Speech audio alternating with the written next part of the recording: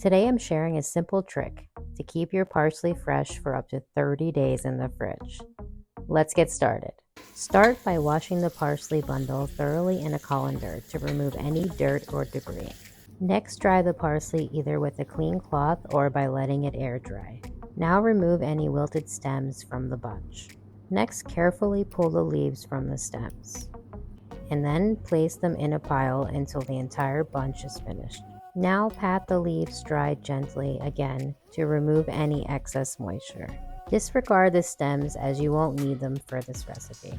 Now take a glass or plastic storage container and line it with a paper towel. Place the dried parsley leaves into the container, making sure they're evenly spread out. Fast forward to 10 days, and the parsley is holding up remarkably well. It's still crisp and fresh.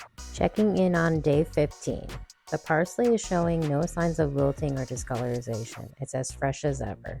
Finally, on day 30, the parsley is still looking fantastic. That's all for today. Thanks for watching. Don't forget to like, subscribe, and hit the bell icon for more tips and tricks on keeping your ingredients fresh. And I'll see you in the next video.